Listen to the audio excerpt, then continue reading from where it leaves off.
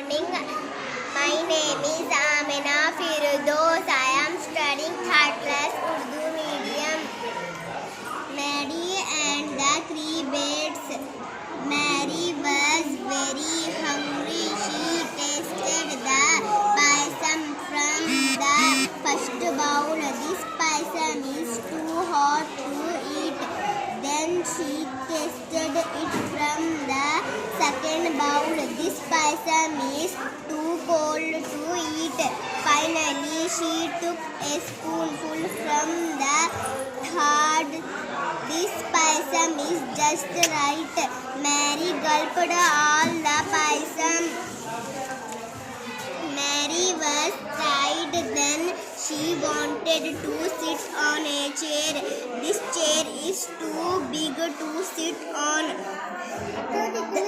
Then she tried to sit on the second chair. This chair is also too big. And next she sat on the third chair. This chair is just right. Mary sat on the chair.